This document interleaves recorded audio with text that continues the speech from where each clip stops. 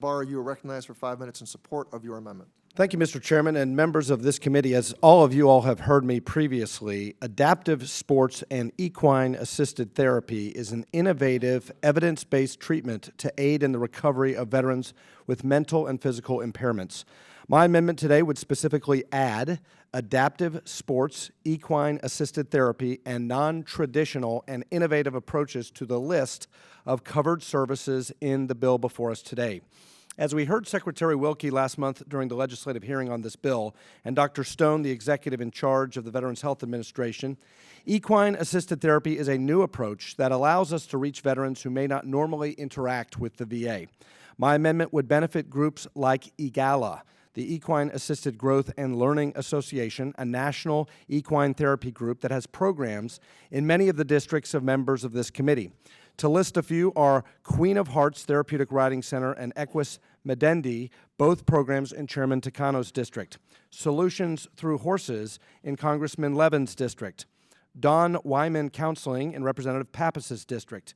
In my district, the Life Adventure Center, the Central Kentucky Riding for Hope at the Kentucky Horse Park, the Kentucky Therapeutic Horse Center, Hooves of Hope Equestrian Center, all provide evidence-based equine-assisted therapy to our veterans. In a statement of support, EGALA stated that the Equine-Assisted Growth and Learning Association is supportive of the Barr Amendment, including adaptive sports equine therapy, as well as non-traditional and innovative approaches and treatment practices as VA-determined covered services in the Improve Act ANS being marked up by the House Committee on Veterans Affairs. It is critical that alternative therapies like equine therapy be supported in this bill. Thousands of veterans across the country already use equine-assisted therapy in their road to recovery, be it mental health, post-traumatic stress, or physical impairments.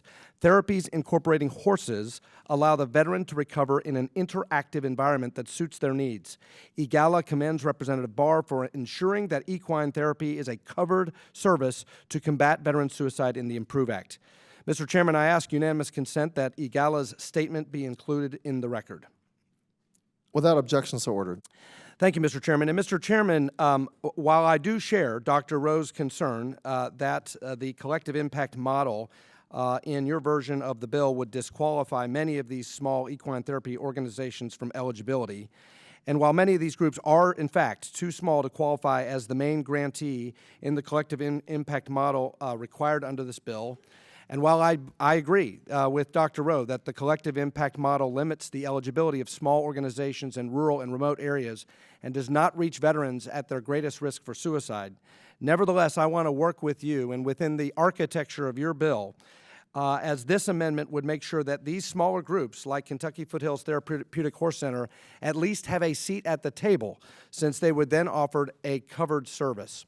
In addition to equine therapy, my amendment would champion innovative therapies and help groups like Camp Brown Bear Veterans Camp, which was started by a Navy SEAL who is in my district in Frankfort, Kentucky. He offers camps and retreats for veterans recovering from PTS or TBI. Camp Brown Bear is a veteran-owned nonprofit that offers non-traditional methods of treatment.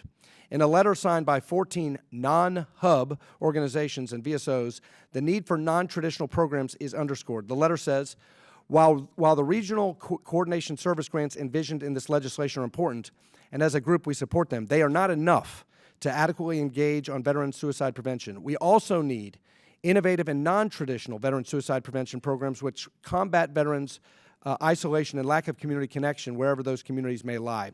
Mr. Chairman, I also ask unanimous consent that the letter from these groups, which is signed by AMVETS, the American Foundation for Suicide Prevention, and the National Alliance to End Veteran Suicide, among others, be included in the record. Without objection, so ordered. Thank you, Mr. Chairman. And finally, as the chairman of the Congressional Horse Caucus, a member of this committee, and someone who cares very deeply for our veterans, I believe that increasing grant funding opportunities for evidence-based equine-assisted therapy and innovative therapies will greatly diversify the treatment options available to our veterans.